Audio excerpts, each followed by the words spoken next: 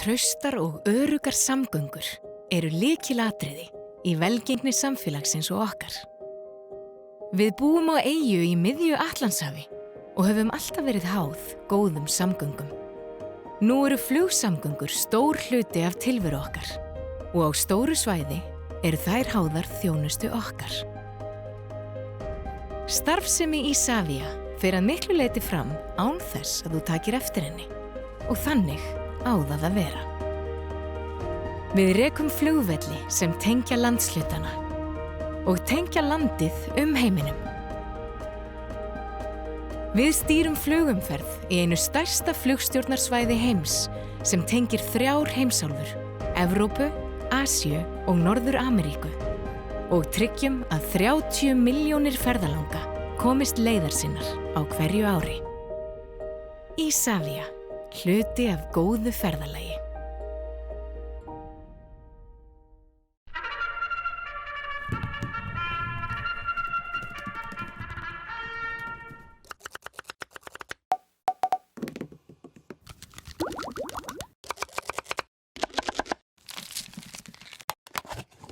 Þú fær frábæru nestisboxin frá Systema og nestið í þau í Netto.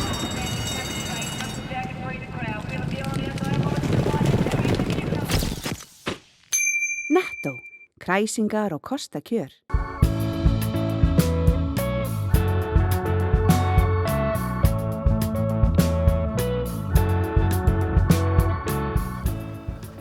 Komið sæl og verið velkomin í sjónvarp Víkurhöfða. Við erum á skrifstofu Víkurhöfða. Hér verður þátturinn til, eða þannig. En í þættunum ætlum við meðal annars að fjalla gríðarlegan vöxt á Keflavíkur flugvelli. Það eru ferðamenn í þúsundatali að koma til Íslands. Og hvað ætlum við að gera á næstu árum? Og hvað ætlar þú að verða þegar þú verður stór? Já, við kíktum á starfsgreina kynningu fyrir ungmenni á Suðurnesjum. Og við kíktum líka í leikhús. Það eru ungmenni að gera skemmtilega hluti með leikfélagi Keflavíkur. Og síðast en ekki síst, við ætlum að ljúka umfjöllun okkar brotthvarf varnarliðsins sem var fyrir 10 árum síðan. En við hefjum leikinn með forstjóra Isavia, Birni Óla Haugsinni.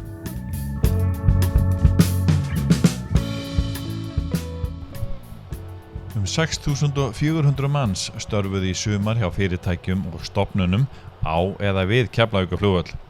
Að jafnaði voru 3.200 starfsmenn í vinnu á degi hverjum. Á þessu ári urðu til 1.300 ný störf og gert ráð fyrir 1.100 nýjum störfum á næsta ári. Árið 2018 verður Keflavíkurflugvöllur orðinn stærsti vinnustaður á Íslandi. Þetta kemur fram í skýrslu frá Isavia sem kynnt var í síðustu viku, en þar lagt mat á það hvaða þýðingu uppbygging Keflavíkurflugvallar hefur til framtíðar. Miðað við farþegaspá Isavia síðan gert ráð fyrir að störfum fjölgi að meðaltali 400 til 500 á ári til ársins 2040 og að það ár muni rúmlega 16.000 manns starfa á flugvellinum. 400 til 500 störf fylgja meðalstóru álveri, en óklárað álver hefur staðið í Helguvík undanfarin ár. Það átti að hafa mjög góð áhrif á erfitt atvinnuástand eftir bankahrun á Suðurnesjum. Enn eitt fundurinn þar sem þið eruð að tilkynna áframhaldandi mjög mikinn vöxt á Keflavíkurflugvelli. Ekkert lát á? Þetta ekkert að fara að stoppa? Nei, það virðist ekki, markaðurinn virðist vera fyrir hendi. Þannig að ef við höfum bæði aðstöðu og þá sérstaklega fólk sem þetta sinnt þessu, þá þetta ekkert að stoppa. Það auðvitað ekki Keflavíkurflugvöllur sem hefur kannski svona beina áhrif út á flugfélögin, en flugfélögin virðast hafa áhuga bæði á að koma til landsins og líka á Íslands þeir hafa áhuga því að nota flugvöllin bæði sem kom á brottfararvöll en líka sem skiptuvöll. En þegar maður sér alla þessa aukningu, framtíðar, farþegaspár og annað, og horfum svo á að atvinnuleysi í sögulegu lágmarki á Suðurnesjum og reyndar nálægt á Íslandi líka. Þetta ekki áhyggjuefni í rauninni hvað það varðar? Jú, þetta auðvitað ákveðið áhyggjuefni, en eins og með allt annað svona hlutir hafa bæði góða og slæma hluti í þessu. Við sjáum það ef það ekki hefði komið til þessu þróun þá verður atvinnuleysi ennþá mikið á Suðurnesjunum. Breytingar á flugvöllunum, eyddu atvinnunum sem Suðurnesjunum, þá gert það verkum að menn eru með þess að reyna að ná inn fólki á atvinnumarkaðinn aftur sem voru dottnir út af örorkuviðana og ég held að það sé rosalega gott að allir komist inn í þennan nýja tíma á Suðurnesjunum. Hinn punkturinn sem í gangi að það fór í gang mikill undirbúningur fyrir þessum 10-15 árum síðan að stækka svæðin á Suðurnesjunum hjá sveitarfélögunum. Það búið til lóðir og annað. Þannig að það eru aðstæður til að menn geti flutt sig inn á svæði. Við heyrum líka á sama tíma að Ásbrúarsvæði að fyllast og það var nú einn af þessum hlutum sem menn höfðu miklar áhyggjur af. Við sætum með þennan hvíta fíl upp á gamla hersvæðinu. En það ekki lengur og þetta eru, eins og við tölum áðan, störfi sem myndast, þetta eru góð störf, þetta eru vellauna fólk sem að vinna í þessum bransa og það mun líka hafa síðan áhrif á rekstur sveitarfélaganna sem hefur verið erfiður. Það verið að tala 400 störf, cirka ný á ári núna næstu áratugina nánast. Við erum að tala þá nýtt álver á hverju einasta ári sem skaffar það bil 400 störf, eitthvað sem að Suðurnesjamenn voru lengi að bíða eftir og einhverjum frekari stóriðju, fleiri verksmiðjum. Maður svona, ef ég spyr þig aftur bara varðandi starfsmannafjöldan, þið þá að ræða við sveitarfélögin og annað hvernig hægt sé að bregðast við þessu öðru sem að flytja bara inn útlendinga? Við, fyrir rúma ári síðan þá fór ég að fund hjá samtökum sveitarfélaga á Suðurnesjunum og benti þá á að það væri ljóst að störfum mundi fjölga á Suðurnesjunum og það var meira svona rassvasa bókhaldi sem var dregið upp á kynnt sveitarfélagunum en ég sá fyrir þetta. Nú erum við búin að láta greina þetta og það sannarlega, þessar tölur eru réttar og það ekki bara réttar, það voru ekki nógu háar. Við höfum kynnt sveitarfélögunum þessar tölur áður fyrir þennan fund hafum við rætt við að þetta væri á leiðinni aftur og bara staðfesta það sem við vissum fyrir ári síðan og við höfum líka rætt það að við ætlum að vera ekki betra, við erum í mjög góðu sambandi við sveitarfélögin en við þurfum að vera kannski í nánari samstarfi við sveitarfélögin framtíðina. Nú í haust auglýsti leikfélag Keflavíkur eftir unglingum til þess að taka þátt í uppsetningu á unglingasöngleik. Hugmyndin var að setja á svið einhvert þekkt leikrit og voru þær Stöllur Guðný Kristjánsdóttir og Halla Karen Guðjónsdóttir ráðnar til að leikstýra verkefninu. Á kynningarfundin mættu tæplega 70 ungmenni úr flestum grunnskólum á Suðurnesjum sem öll vildu taka þátt. Þær Guðný og Halla Karen hafa báðar mikla reynslu af leikhúsvinnu og hafa áður sett upp sýningar með unglingum. Stefnt á frumsýningu í byrjun nóvember og spennan að magnast innan hópsins. Við auglýstum fund og buðum unglingum í 8., 9. og 10. bekk að kíkja á okkur með það fyrir augum að setja upp svona unglingasöngleik. Og öll Suðurnesin eru með í þessu. Já. Og það mættu hingað 8-10 krakkar til að taka þátt á fyrsta fundi. Ekki alveg til handrit af söngleik fyrir 80 krakkar? Jú, getur ímyndað þér. Nei, við vorum nefnilega með nokkur leikrit sem komið til greina. Sáum fyrir okkur svona 15-20 unglinga, eitthvað svoleiðis. Svo bara, og leikfélagið sem slíkt, það vill halda fólki inni, það vill ekki ýta neinum frá. Þannig að við bara, hvað að gera? Það var búið að tala um okkur Höllu Karen, gildirnar, að taka þetta verkefni á okkur. Og við bara, hvað að gera? Og hvað ákváðuð að gera? Við skoðuðum alveg bara fullt af handritum og ætluðum að reyna að blanda ykkur saman og reyna að finna eitthvað út úr þessu en að endingu ákváðum við að skrifa bara handrit og fengum Arnar Inga með okkur og við erum bara með handrit núna sem að ætli þessi sýningu verði ekki 60 til 80 mínútna löng. En við verðum líka að koma því að þessi hópur var á námskeiði hjá okkur fyrst og við vorum að vinna svona spunaverkefni með þeim og þar kviknuðu alveg milljón hugmyndir sem við erum síðan að nýta í skrifin. Og hvað það að fara að gera? Við erum að fara að leika og syngja og dansa og segja sögu unglinga og af því að verkið heitir Á stoppistöð og það heitir það kannski vegna þess að þegar maður er unglingur þá er maður á ákveðinni stoppistöð. Maður er svona að pæla í hvað átt maður á að fara í lífinu, það er allir að hafa áhrif á mann. Foreldrar, systkini, vinir, samfélagið allt í heild. Nú eru unglingar svolítið svona mismunandi hópur, það er ekkert allir eins í þessum hóp. Hvernig gengur þá að vinna með, 8-10 mismunandi unglingar? Það gengur alveg vel, en handritið okkar náttúrulega snýst kannski líka það. Við erum að segja sögu 2 einstaklingar sem að koma nýir inn í skóla og þessir einstaklingar eru virkilega mismunandi, þau eru svart og hvítt og já, við erum að segja þeirra sögu. Það kemur mjög skýrt fram hvað unglingar eru einmitt ólíkir og sem betur fer ekki allir eins. Og hvernig gengur að vinna með þessum hóp? Það tekur á, til alveg að viðurkenna það. En þetta líka, nú erum við komin á það tímabil og æfingaferlinu að þetta að verða ógeðslega skemmtilegt. Þau eru búin að ótrúlega fljóta læra textan sinn, duglegir krakkar og þetta skemmtilegt. Við erum með góðan leir í höndunum eins og við erum svo oft búin að segja við þau. Og við erum að móta hann og þetta verður frábær sýning. Og mikið tónlist í þessu? Já, ég held við séum með 15 lög eða svo. Svona skemmtileg lög og lífleg og þetta allt lög sem allir þekkja. Það er mjög skemmtilegt. Já. Starfsgreinakynning var haldin fyrir grunnskólanema í 8. og 10. bekk á Suðurnesjum á dögunum. Kynningin í ár var hluti af sóknaráætlun Suðurnesja og var markmið hennar að efla starfsfræðslu og menntun grunnskólanemenda auk þess að skerpa á framtíðarsýn ungs fólks. Kynningunni var sérstaklega beint að eldri nemendum grunnskólana, meðal annars vegna þess að hlutfall þeirra 10. bekkinga sem halda áfram námi að loknum grunnskóla er lægra á Suðurnesjum en annars staðar á landinu.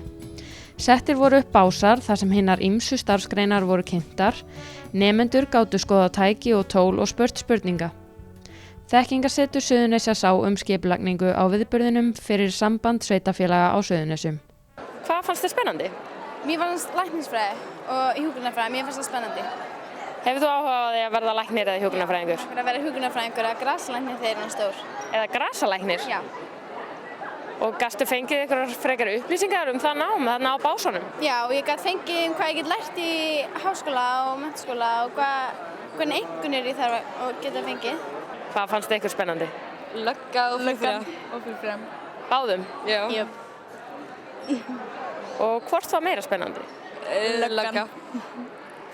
Hafið þá áhuga að verða löggur þegar þið verið stórar? Já. Hvað segirðu, vill enginn vera rithöfundur? Kemur enginn til þín? Nei, það kemur enginn hingað. Það er gott. Er það gott á hverju? Af því þá sit ég einn að öllum listamannalaunum og svoleiðis. Þegar ég er að sækja þá eru færri í bottinum, sko. Já, þú meina það? Ég vil ekki bara ala þau neitt upp í því, sko. Nei, ég skilji það. Þú mælir ekki með því að vera rithöfundur eða? Jó, ég mæli með því, en ég bara, það er óþarf að vera, allir að hrúast í þetta. Ég skilji. En svo er ég líka djákni, sko, það mætti alveg fleiri koma í það. Segðu mér aðeins frá því starfi. Það er trúarlegt starf, eða kristilegt starf og er unni í kirkjunum, margar kirkjur eru með djákna. Hvað gerir þú aðalega? Ég les stalalíf fyrir gamla fólki í Þorlákshöfn, til dæmis. Ég er djákni í Þorlákskirkju og Strandakirkju. Og svo heimsæki ég veika og fólk sem er veikt og einmanna og er með viðtalsþjónustu og síðan predika ég og er í messum og allt. Já, ok. Hvar fer maður og lærir til djákna? Maður lærir það í Háskóla Íslands. Annarkvort lærir maður það beint, sem sagt maður fer bara í djáknanum, til dæmis bara eftir stúdentspróf, skilurðu, og fer bara í guðfræðideild og lærir til djákna. Eða fólk sem er komið með starfsreynslu og lífsreynslu og svona og er með eitthvað annað háskólanám, getur stundum fengið sér metið inn í, sem sagt, og þá tekur það, sem sagt, djáknanámið ofan á annað nám. Styðjum öflugt atvinnulíf, menningu, mannlíf og íþróttir á Suðurnesjum.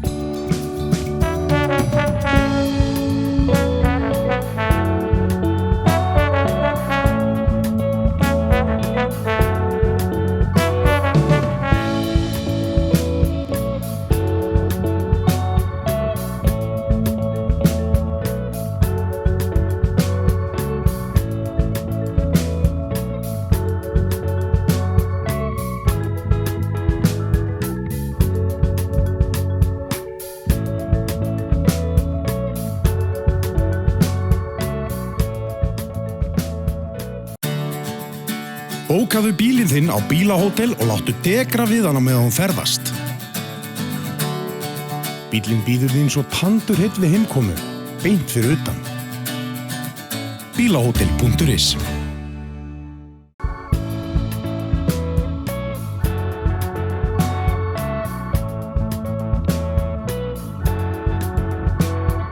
Segja má að dagurinn í dag marki endalokin á starfsemi bandaríska hersins á Keflavíkurflugvelli því síðustu þyrluna á hans vegum hér á landi var nú fyrir hádegi komið fyrir í stóri flutningavél sem flaug með hana til Englands. Það var því söguleg stund á Keflavíkurflugvelli í morgun því hér með allri eiginlegri starfsemi varnarliðsins lokið á Íslandi enda búið að loka nánast allri starfsemi þess á varnarsvæðinu. Þetta síðasta útibú ef svo má segja, það endaði líkt og að byrjaði hjá þessari sveit. Hún byrjaði seint á árinu 1971 sem útibú frá einmitt móðursveit sem var staðsett í Englandi. Já, þetta markar endalokin á Keflavíkurflugvelli. Herþyrlan á leiðinni í flugvél frá Keflavík. Það eru tómar götur og hús á Keflavíkurflugvelli, sjón sem minnir kannski á söguna Palla sem var einn í heiminum. Samkvæmt áætlun brottflutning Bandaríkjamanna frá Íslandi á aðeins eftir að smella í lás í mötuneyti sem var endurbyggt fyrir 200 milljónir króna í fyrra og bensínstöðinni, en þar fengust ódýrustu bensínlítrar á Íslandi. Síðasti fáni Bandaríkjahers verður dregið niður í Keflavík laugardaginn 30. september. Já, það mikið verk framundan hjá þróunarfélaginu og margt stórt í boði hér á Keflavíkurflugvelli eins og þetta stóra flugskýli, eitt af 2 stærstu húsum á svæðinu. Á Keflavíkurflugvelli 300 byggingar meðal annars 100 fjölbýlishús sem flest eru í mjög góðu standi og í raun fasteignir heils bæjarfélags að ræða eins og kirkja, leik- og grunnskólar, sjúkrahús, skrifstofubyggingar og íþróttamannvirki. Það var margir sýnt þessu áhuga, eða ekki? Jú, gríðarlegur áhugi. Það mikið af allskyns hugmyndum, af öllum stærðum og gerðum, allt frá því að vera svona hugmyndir nýtingu ákveðna mannvirkja upp í það að vera víðtækar hugmyndir þróun svæðisins. Og aðstæður hér á Keflavíkurflugvelli glæsilega fyrir íþróttaunnendur.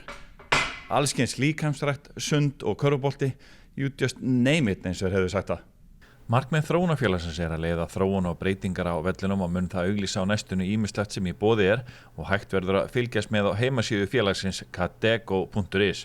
Meðal annars mikill áhuga á flugrækinni starfsemi og ýta þannig undir vöxt alþjóðaflugvallarins í Keflavík.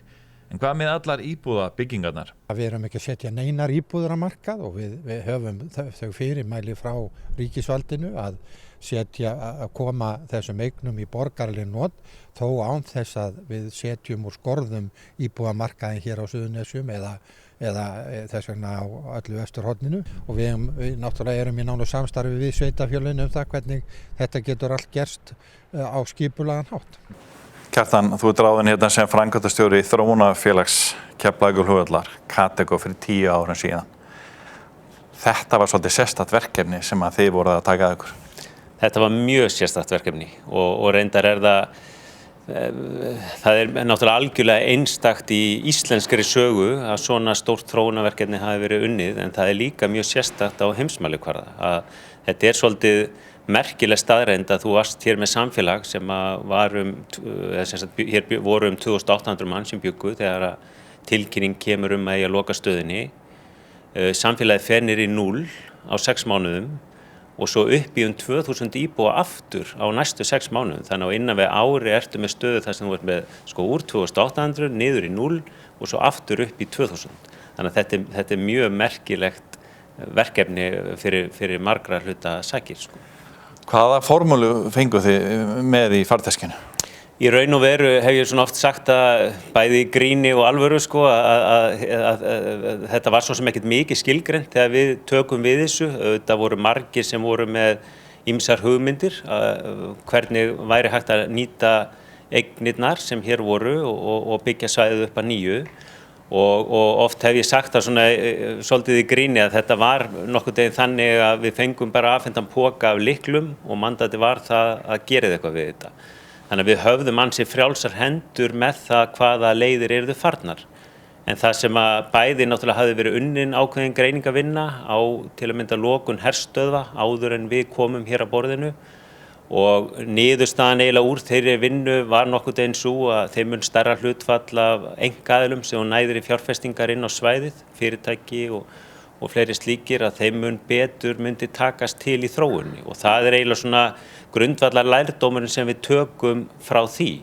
Síðan til viðbótar förum við í okkar greiningar á því hverju möguleikarnir væru á þessu svæði út frá sambærilegum svæðum annar staðar. Þar vorum við ekkert að velta mikið fyrir okkur lokun herstöða, heldur miklu frekar því hvernig sambærileg svæði með sambærileg tækifæri til vaxtar, hvað væri lykillinn að því sem sagt hjá þeim aðilum þar sem best hafi tekist til. Og þar náttúrulega flugvöllurinn ákveðin lykilpunktur í því, þannig að við höfum verið svona stilla upp okkar módeli í samræmi við tillögur sem að ráðgjafar unnu fyrir okkur sínum tíma, erlendir ráðgjafar og svona nokkuð veginn sambærilegt við það sem hefur verið rekið við Schiphol-flugvöll við Amsterdam. Að þar eru þróunarfélag í líkingu við þetta sem að svona grípur þau tækifæri sem að flugvellinum fylgja og byggja upp út frá því. Hvað eru stærstu atriðin svona sem þú getur sagt okkur í stuttu máli á þessum tíma? Ég myndi segja að það náttúrulega fjölmargt sem hefur verið gert og eitt kannski sem þarf að horfa til að þetta snerist ekki bara einhverja atvinnuþróun. Þetta snerist líka að styðja við samfélag sem var náttúrulega ansi laska á þessum tíma. Þetta var gríðarlega stórt efnahagslegt áfall fyrir svæðið, margir sem voru mjög óvissir sína stöðu, höfðu mist atvinnu, mörg fyrirtæki hér í bænum sem horfðu fram á minnkandi viðskipti. Margt af því líka sem að kannski við þurftum inn í þróun okkar, þurftum við að fara í að greina og byggja upp og ég held að ef við horfum á eins og hvað ólíkt við að gera svona verkefni hér eða til dæmis ef að hefði verið jafnstórt verkefni nær höfuðborgarsvæðinu að þar ýmislegt í þeirri grunnþjónustu sem þú þarft að nýta til að mynda rannsóknarstofnanir og skólar og fleira sem til staðar. Að líklegasta leiðin ef þú hefði verið innan borgarmarkana til að mynda væri að nýta bara þá þekkingu sem Háskóli Íslands hafði og tengja sig vel við það.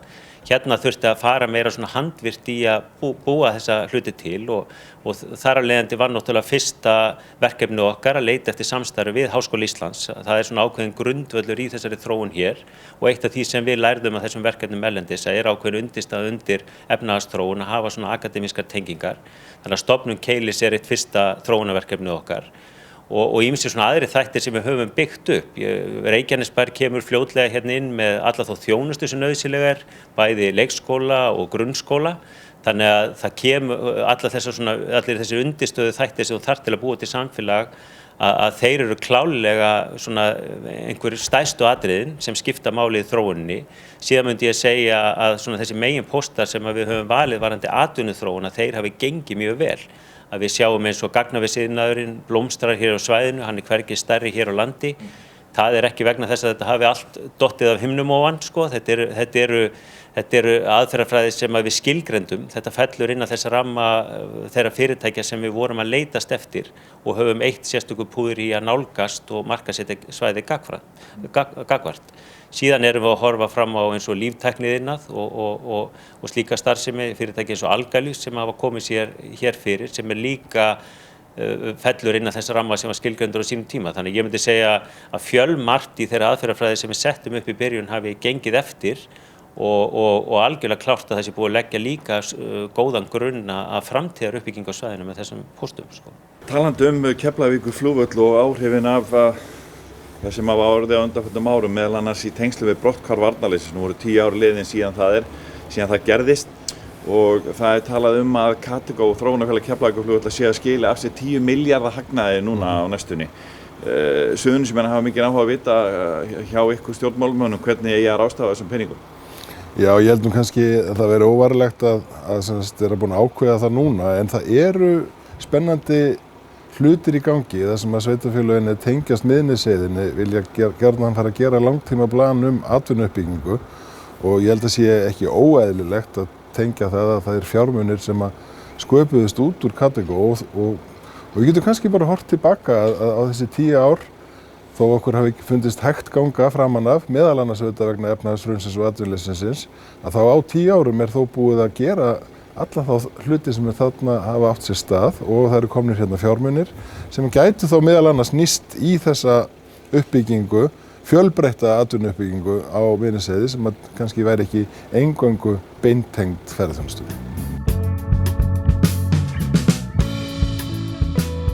Við þakkum fyrir áhorfið, minnum við ykkur á aðra miðla Víkurfrétta, blaðið sem búið að koma út í tæp 40 ár eða þannig. Víkurfréttavefinn vf.is og fyrir kylfingana á kylfingur.is. Þið getið séð eldri þætti sjónvarps Víkurfrétta á YouTube-brásun okkar og á vefnum okkar vf.is undir heitinu Sjónvarp Víkurfrétta. Við þökkum fyrir okkur. Sjáumst að viku liðinni. Verið sæl.